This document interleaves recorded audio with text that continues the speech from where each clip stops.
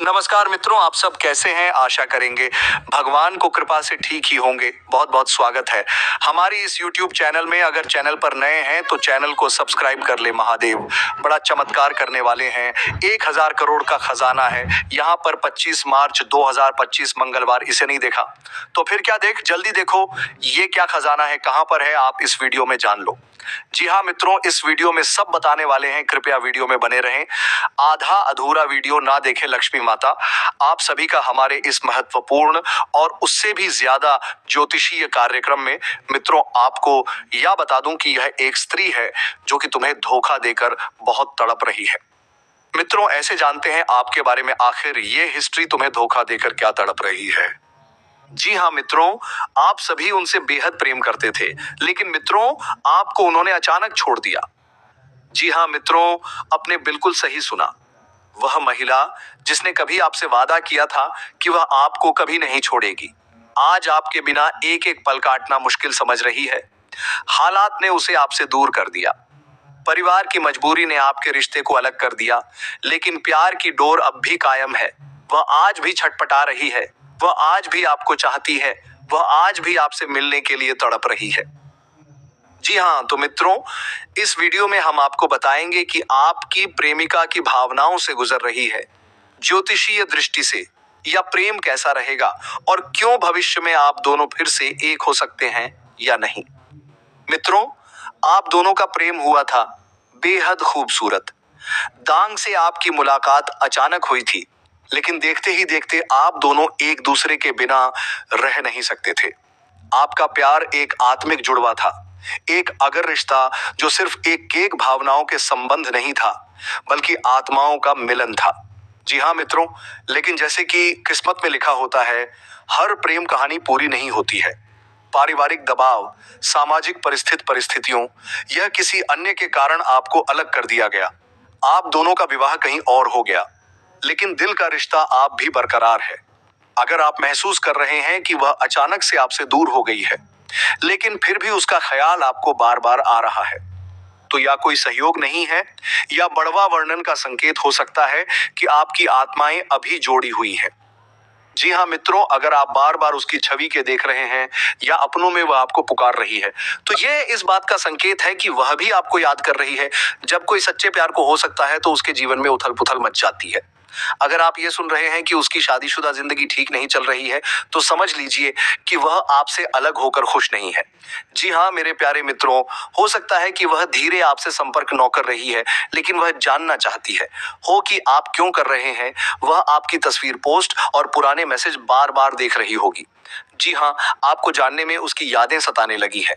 अगर अचानक से आप उसकी यादों में हो जाते हैं, बिना किसी कारण के उसकी बातें याद आती है, तो यह संकेत है कि उसकी राजा और प्रजा की कहानी एक पुरानी और शिक्षाप्रद कथा है, जिसमें यह दिखाया जाता है कि एक राजा को अपनी प्रजा के सुख दुख की परवाह करनी चाहिए और प्रजा को भी अपने कर्तव्यों का पालन करना चाहिए।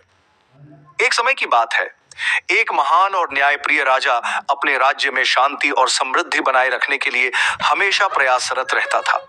उसकी प्रजा खुशहाल थी, क्योंकि राजा सभी के साथ निष्पक्ष और दयालु था। राज्य में कोई भी भूखा या गरीब नहीं था, क्योंकि राजा ने यह सुनिश्चित किया था कि हर किसी को उसकी जरूरत के अनुसार भोजन, आवास और सुरक्षा मिले। लेकिन समय के साथ राजा का स्वास्थ्य खराब होने लगा और वह अधिक समय अपनी बीमारी में बिताने लगा। प्रजा ने देखा कि राजा पहले की तरह सक्रिय नहीं था और धीरे धीरे कुछ लोग उसकी लापरवाही का फायदा उठाने लगे। प्रजा में असंतोष बढ़ने लगा और कुछ लोग अपने निजी लाभ के लिए गलत काम आ गए। राजा की बीमारी के बाद उसके मंत्री और दरबारी उसे और भी कम महत्व देने लगे और वे खुद को ताकतवर महसूस करने लगे। प्रजा की परेशानियां बढ़ने लगीं, लेकिन कोई उन्हें सुनने वाला नहीं था। एक दिन एक साधारण आदमी राजा से मिलने के लिए महल आया। उसने राजा से कहा, महाराज, हम आपकी प्रजा हैं, लेकिन अब हम आपकी स्थिति को समझते हुए दुखी हैं। अगर हम सब मिलकर एक साथ काम करें तो इस राज्य में फिर से खुशहाली आ सकती है। राजा ने उस व्यक्ति की बातों को सुना और समझा। उसने तुरंत अपने दरबारियों और मंत्रियों से कहा, हमारा राज्य केवल मेरे द्वारा शासित नहीं होता, बल्कि प्रजा की मदद से ही राज्य की समृद्धि बनी रहती है। मैं अपनी बीमारी के कारण अपने कर्तव्यों को ठीक से निभा नहीं पा रहा, लेकिन मैं प्रजा से यह आश्वासन लेता हूं कि आप सब मिलकर इस राज्य को फिर से अपने सर्वोत्तम प्रयासों से मर के इकाई की काई।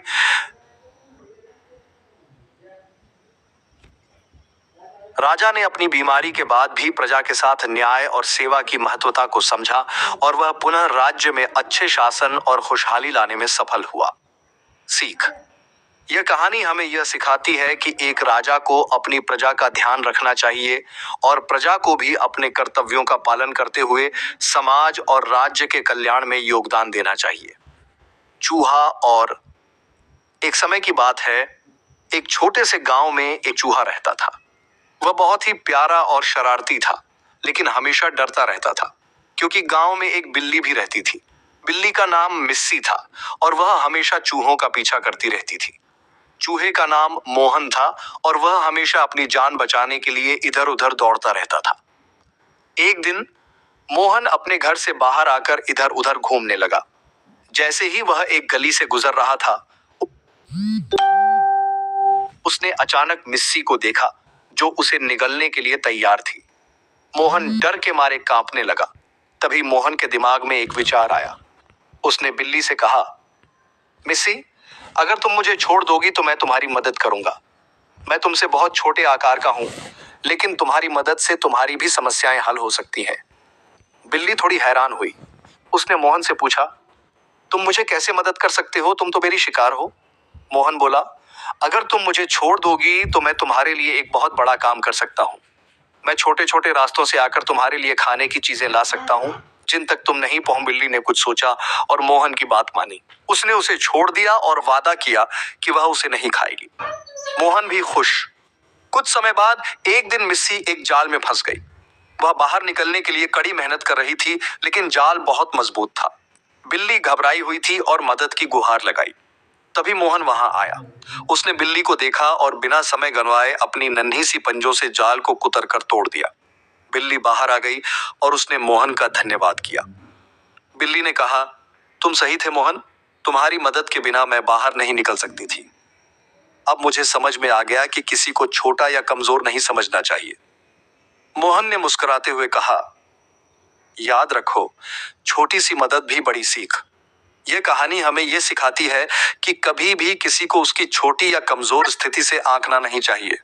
हर किसी में कुछ न कुछ विशेषताएं होती हैं और कभी कभी जो हमसे कमजोर लगते हैं वही हमारी मदद कर सकते हैं। संघर्ष की कहानी। नन्हे पक्षी की उड़ान। एक छोटे से गांव में एक नन्हा सा पक्षी रहता था। उसका नाम चिरू था।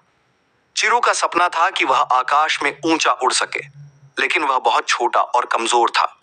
उसके पंख भी पूरी तरह से मजबूत नहीं थे और उसका शरीर भी पतला था। बाकी पक्षी हमेशा उड़ते रहते थे और चिरू उन्हें देखकर बहुत खुश होता था, लेकिन वह जानता था कि वह अब भी उड़ नहीं सकता।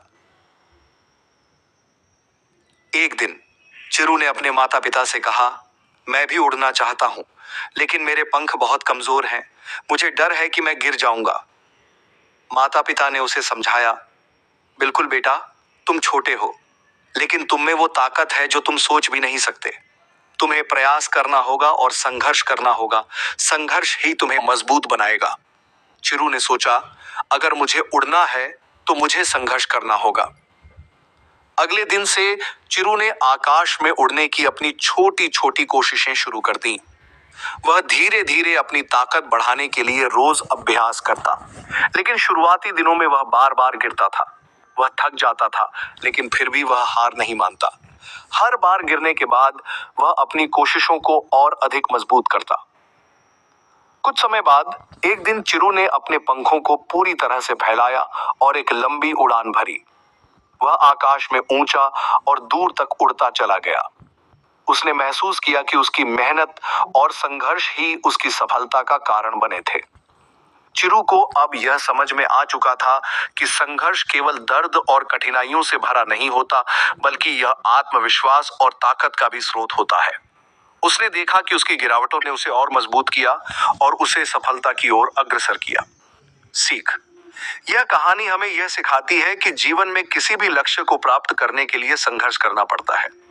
संघर्ष से ही हमारी कमजोरियां दूर होती हैं और हम सफलता की ऊंचाइयों तक पहुंचते हैं।